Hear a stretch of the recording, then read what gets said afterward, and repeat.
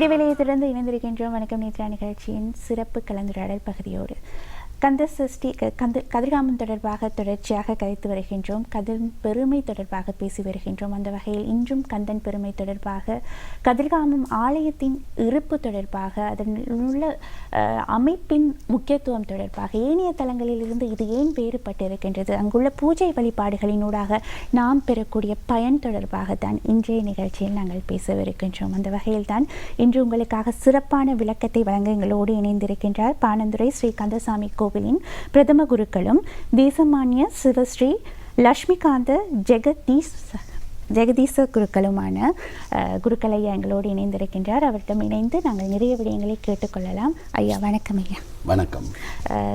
இன்று நாங்கள் இந்த கந்தசாமி ஆலயம் தொடர்பாக கதிர்காமம் தொடர்பாக நாங்கள் அதிகமாக பேசி வருகின்றோம். ஏனைய தலங்களிலிருந்து ஏன் வேறுபட்டிருக்கின்றது, நாங்கள் ஏன் இவ்வளவு முக்கியத்துவம் கொடுக்கின்றோம், வாரம் வாரமாக இது தொடர்பாக ஏன் பேசுகின்றோம் என்று ஒவ்வொரு நாட்களும் இதை பற்றி நாங்கள் பேசுகின்றோம். அந்த வகையில் உங்களிடமிருந்து நாங்கள் தெரிந்து கொள்ள வேண்டிய விடயங்கள் ஏராளமாக இருக்கின்றது. ஐயா, ஏனைய தலங்களிலிருந்து கதிர்காமம் எந்த அளவில் வேறுபடுகின்றது, அதன் முக்கியத்துவம் என்னவாக இருக்கின்றது?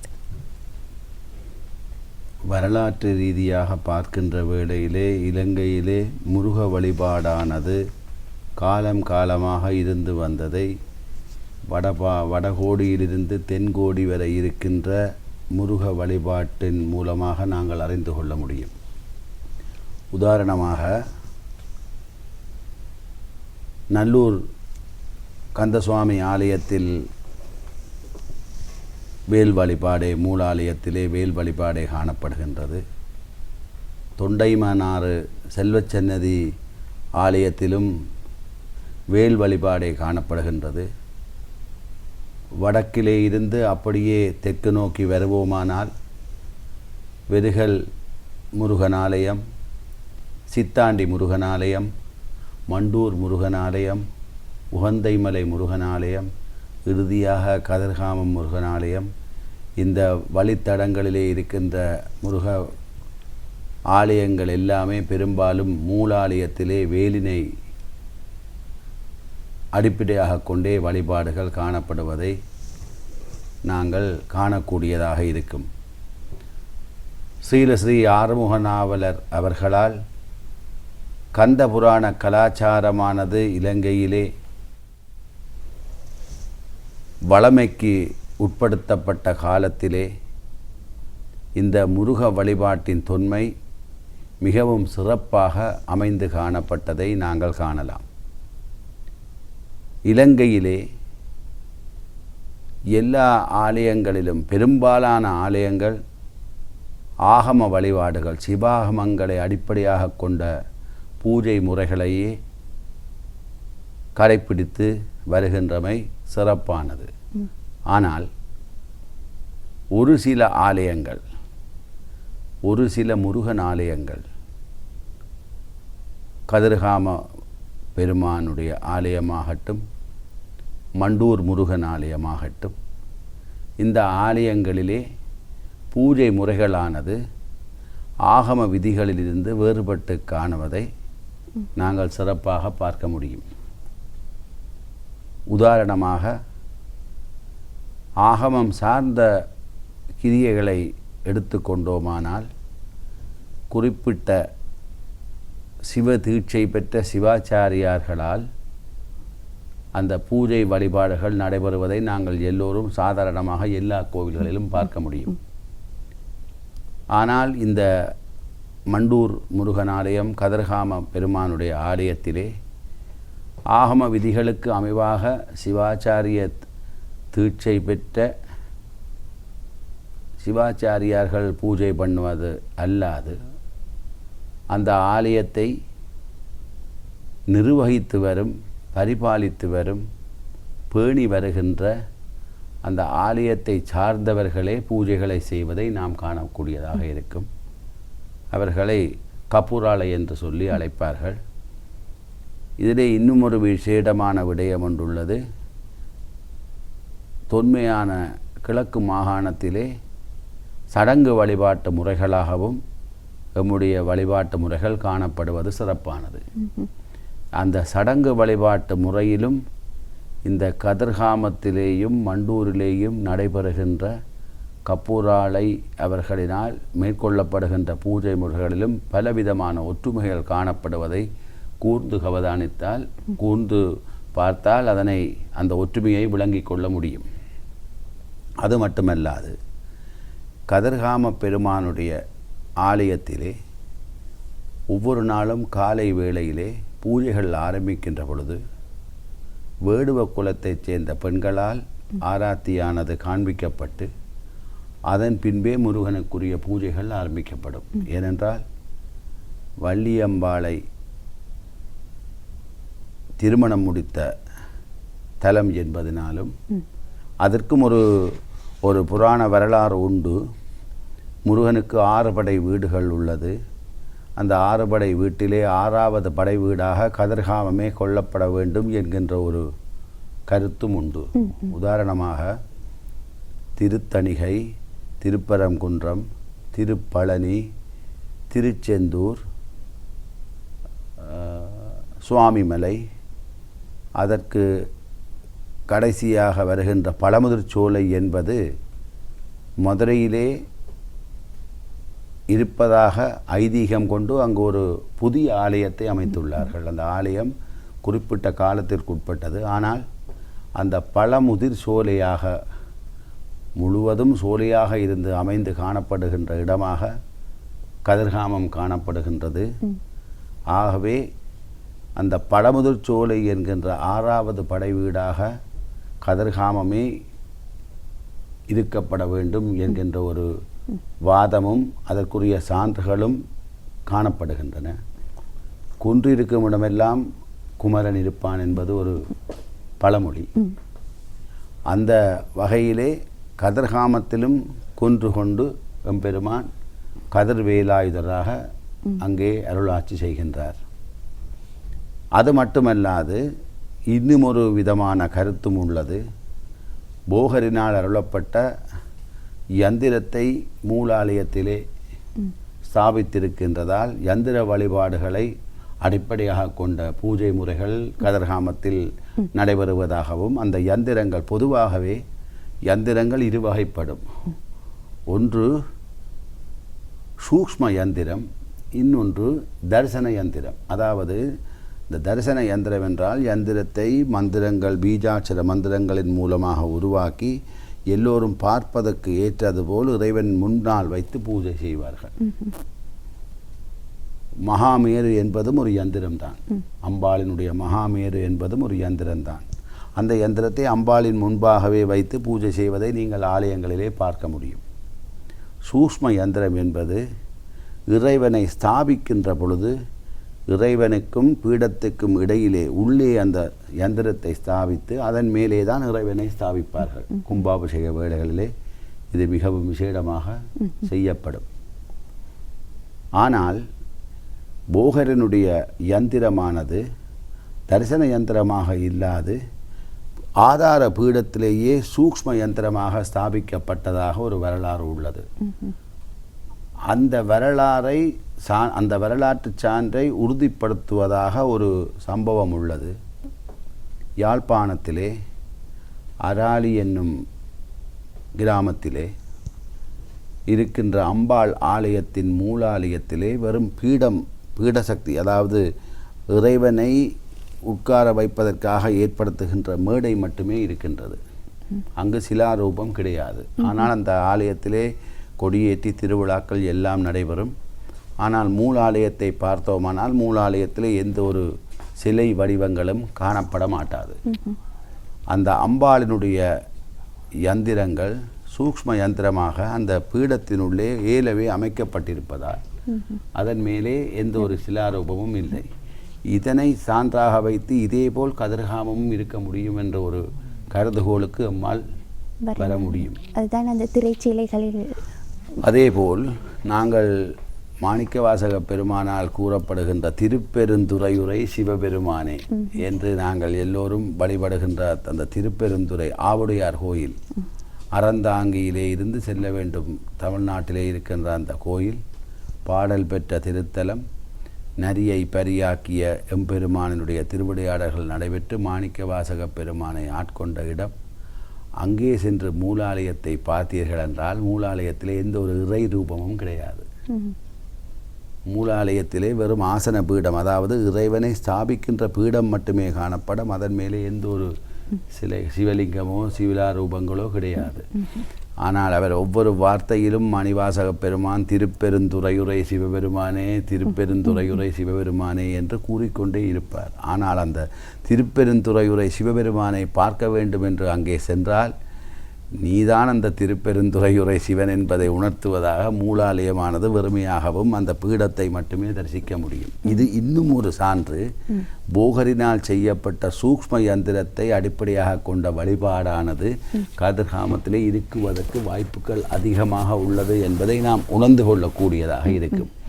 அந்த வகையிலே அந்த சூக்ஷ்ம யந்திரத்தின் பூஜை முறைகள் வழிபாட்டு முறைகள் வேறுபட்டு காணப்படுவதாலோ என்னவோ அங்கே வாய்கட்டி பூஜை செய்யும் முறையும் மௌனமாக, அதாவது ஆத்ம பூஜை, எப்பொழுதுமே பரார்த்த பூஜை ஆத்ம பூஜை என்று பூஜைகள் இரண்டு வகைப்படும்.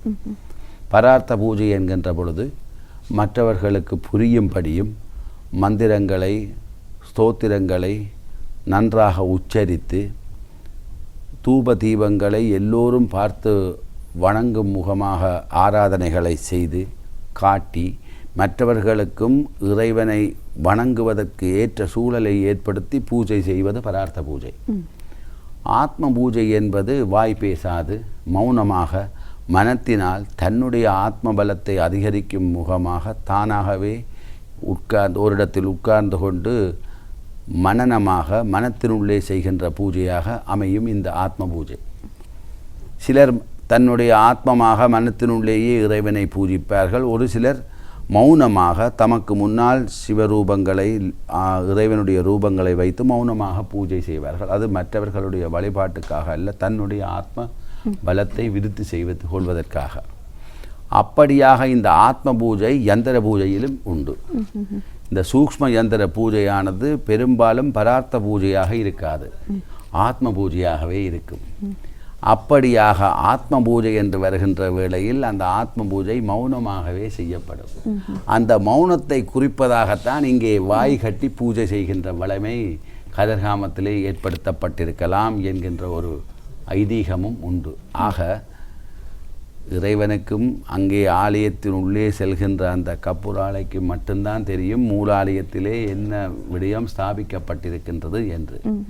கதிர்காமத்துறை கதிர்வேல் முருகா என்றுதான் கந்தசஷ்டி கவசத்திலே அவர் உணர்த்துகின்றார். கதிர்வேல் முருகா, வேல்முருகா, அதாவது ஒளிப்பிளம்பான வேலாக இருக்கின்ற முருகனாகத்தான் கதிர்காமத்தினுள்ளே இருக்கின்றார் என்று சொல்லி கந்த சஷ்டி கவசத்திலே குறிப்பிடுகின்றார். அதேபோல் அதற்கும் ஆதாரங்கள் உள்ளது. ஏனென்று சொன்னால் நான் ஏலவே கூறினேன், தொண்டமனார் வடக்கிலே இருந்து நீங்கள் தெற்கு வரை வருவீர்களானால் இருக்கின்ற எல்லா ஆலயங்களிலும் முருகனுடைய ஆலயங்களிலே பெரும்பாலாக மூலாலயம் புராதனமான முருகன் ஆலயங்களில் மூலாலயத்திலே வேல்தான் ஸ்தாபிக்கப்பட்டிருக்கின்றது. நீங்கள் இன்னும் ஒரு விடயத்தை உற்று நோக்கினீர்களானால் தெரியும். கதிர்காமம் அதாவது தொண்டைமனாறு செல்வச்சன்னதி ஆலயமானது சில போர்க்காலங்களினால் சில மாற்றங்கள் ஏற்பட்டு இன்று ஆகம முறைப்படி மூலாலயங்கள் எல்லாம் அமைக்கப்பட்டு சிவாகம முறைக்கு ஏற்பவாறு அமைந்த மூலாலயத்திலே வேலாயுத சுவாமியாக முருகன் வீற்றிருக்கின்றார். ஆனால் நல்லூர் பெருமான் ஆலயத்தையும் கதிர்காமத்தையும் ஒப்பிட்டு பார்த்தீர்கள் என்றால் இரண்டு ஆலயத்தினுடைய மூலாலயமும் இன்று வரை சாதாரணமாக வேறு முறையிலே உருவாக்கப்பட்ட மூலாலயமாக ஆகம விதிகளுக்கு அமைவாக அமைக்கப்பட்ட மூலாலயமாக இருக்காது. அது ஒரு மடாலயமாக 4 கூரைகள் ஒன்றாக வந்து அதன் மேல் மத்தியிலே கடைசியில் கலசம் வைக்கப்பட்டதாக இருக்குமே தவிர இந்த சிற்ப சாஸ்திரங்களுக்கு அமைவாக ஆகம விதிகளுக்கு அமைவாக அமையப்பட்ட மூலாலயத்தினுடைய விமானத்தை கொண்டதாக காணப்பட மாட்டாது. இது ஒரு சிறப்பு.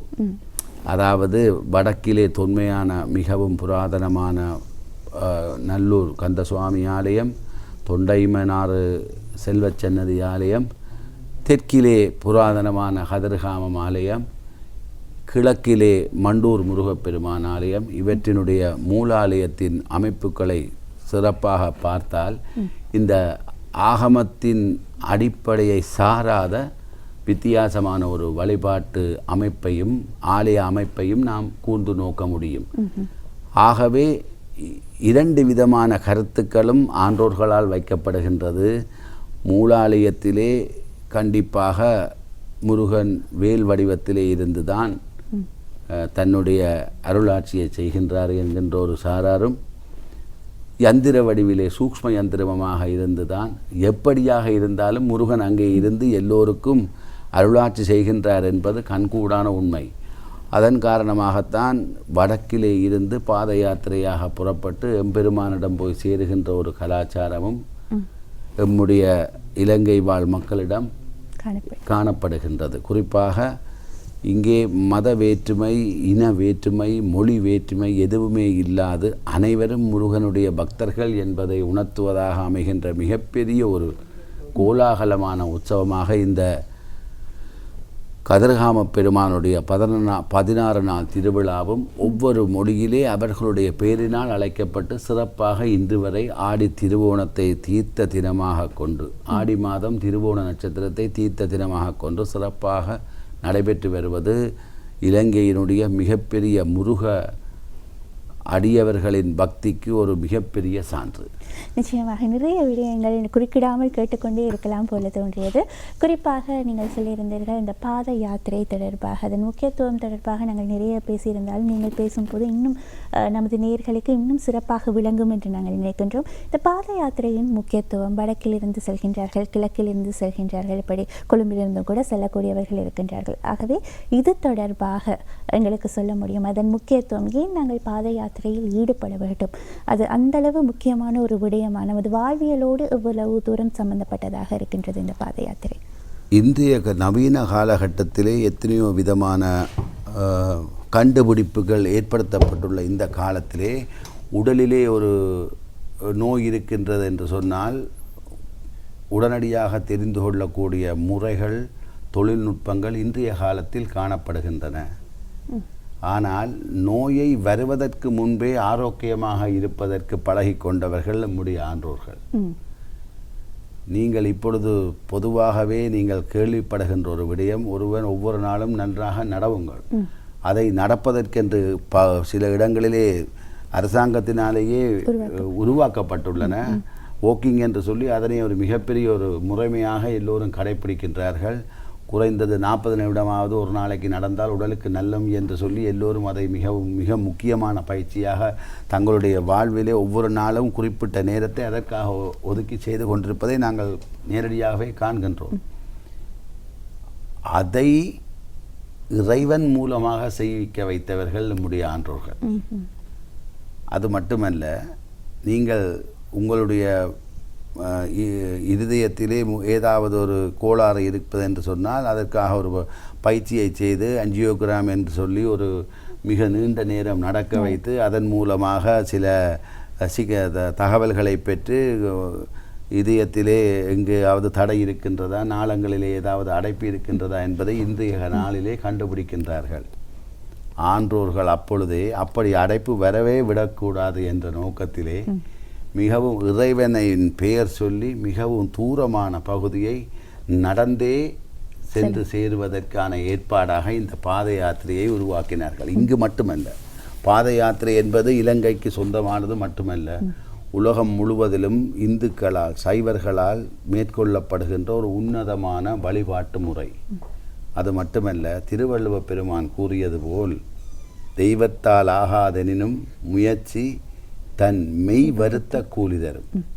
எந்த ஒரு நியூட்டனின் விதிதான், எந்த ஒரு அசைவுக்கும் எந்த ஒரு செயலுக்கும் சமமானதும் எதிரானதுமான மறு செயல் உண்டு. ஆகவே நீங்கள் உங்களுடைய உடலை வருத்தி செய்கின்ற காரியத்திற்கும் பலன் கண்டிப்பான நன்மையான பலனாக உங்களை வந்து சேரும். உதாரணமாக, நன்றாக நடை செய்தால் உடல் ஆரோக்கியமாக இருக்கும் என்பதே பலன். இறைவனுடைய பலன் என்பது எல்லாவற்றையும் விடுத்து பகுத்தறிவாக நாங்கள் பேசுவோமானால், நன்றாக நடை பயின்றால் எங்களுடைய உடலானது ஆரோக்கியமாக இருக்கும் என்பது ஒரு தெள்ளத்தெளிவான விளக்கம்.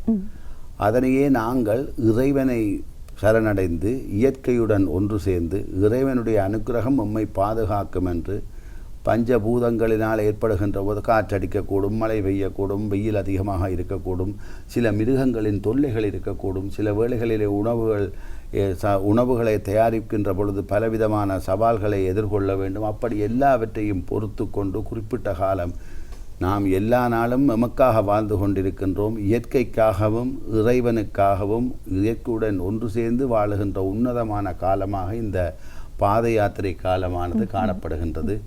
ஒவ்வொரு வருடமும் குறைந்தபட்சமாக உகந்தைமலை முருகன் ஆலயத்திலே இருந்து இந்த பாத யாத்திரை ஆரம்பிக்கப்படும். குறைந்த அளவாக ஆரம்பித்து அந்த யால வில்பத்து காட்டினூடாக நடைபயணம் மேற்கொள்ளப்பட்டு கதிர்காம முருகப்பெருமானுடைய திருவிழா காலத்திலே இந்த பாத யாத்திரை நடைபெறும்.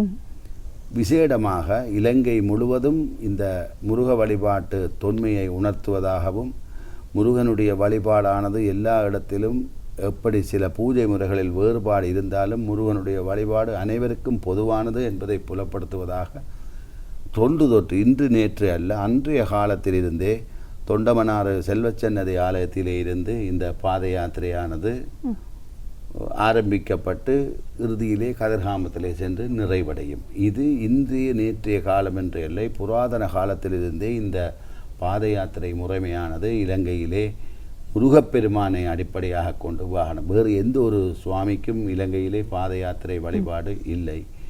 ஆனால் முருகப்பெருமானுக்கு இந்த பாத யாத்திரை வழிபாடு காலாதி காலமாக தொன்று தொட்டு அடியவர்களால் கடைப்பிடிக்கப்பட்டு வருகின்றது. மிகவும் சிறப்பான ஒரு விடயம்.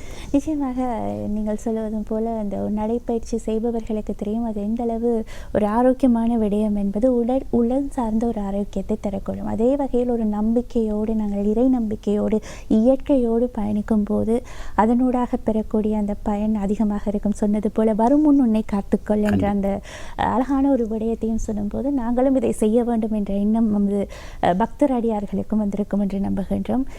நிறைய விடயங்களை சிறப்பான விளக்கத்தை எங்களுக்காக வழங்கியிருந்தீர்கள் ஐயா. குறுக்கிடாமல் கேட்டுக்கொண்டே இருக்கலாம் போல தோன்றியது. மிக்க நன்றியை நாங்கள் தெரிவித்துக் கொள்கின்றோம். நேர்கள் சார்பாகவும் உங்கள் நேரத்தை ஒதுக்கி இங்கு வந்ததற்கு நன்றி ஐயா. நன்றி. அனைவருக்கும் எல்லாம் வல்ல முருகப்பெருமானுடைய அருள் கிடைத்து என்றும் ஆனந்தமாக பூரணமாக வாழ்வதற்கு முருகப்பெருமானை வேண்டி ஆட்சிகளை வழங்கி இந்த வாய்ப்பை தந்த நேத்ரா டிவி நிறுவனத்தினருக்கும் நம்முடைய ஆசிகளை கூறி விடைபெறுகின்றேன். நன்றி, வணக்கம். நன்றி ஐயா. பாணந்துறை ஸ்ரீ கந்தசாமி கோவில் பிரதம குருக்களான ஜெகதீச குருக்கள் ஐயா அவர்கள் தான் இணைந்து இன்று உங்களுக்காக ஒரு சிறப்பான விளக்கத்தை தந்திருந்தார். இந்த கலந்துரையாடல் பகுதி உங்கள் மனதில் மிகப்பெரிய ஒரு ஆரோக்கியமான மாற்றத்தை ஏற்படுத்தியிருக்கும் என்ற நம்பிக்கையில் இந்த கலந்துரையாடல் பகுதியை நிறைவுக்கு கொண்டு வருகின்றோம். நிகழ்ச்சியில் ஒரு பாடலை தொடர்ந்து இடைவேளை தொடர்ந்து இணைந்திருக்கலாம் அடுத்த கலந்துரையாடல் பகுதியோடு.